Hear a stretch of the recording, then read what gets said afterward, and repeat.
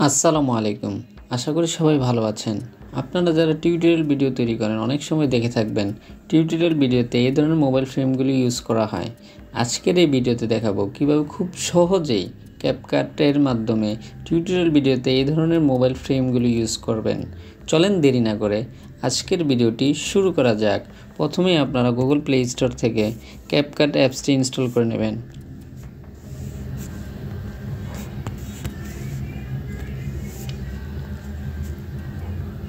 CapCut অ্যাপসটি install হয়ে গেলে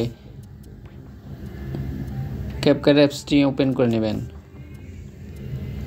এরপর নিউ প্রজেক্টের মাধ্যমে আপনাদের কাঙ্ক্ষিত ব্যাকগ্রাউন্ডটি অ্যাড করে নেবেন।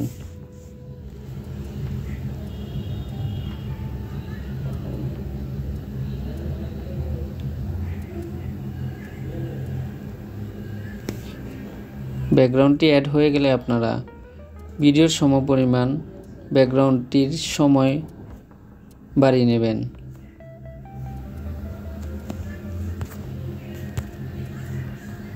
এরপর ওভারলের মাধ্যমে আপনারা আপনাদের ভিডিওটি ব্যাকগ্রাউন্ডে অ্যাড করে নেবেন।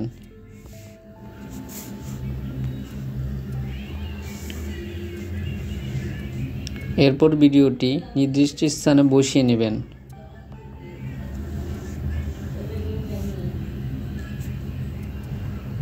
বসানো হয়ে গেলে আপনারা স্টিকার সিলেক্ট করবেন। স্টিকার সিলেক্ট করার পর মোবাইল ফ্রেম নামে সার্চ করবেন। এরপর সবার উপরে যে ফ্রেমটা রয়েছে ফ্রেমটি সিলেক্ট করবেন।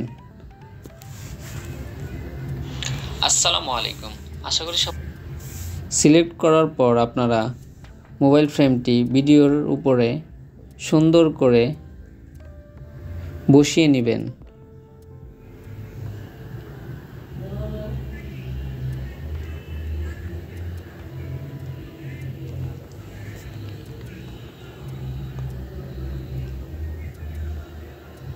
বসানো হয়ে গেলে টিক চিহ্নতে ক্লিক করবেন। এরপর ফ্রেমটি ভিডিওর সমপরিমাণ বড় করে নেবেন।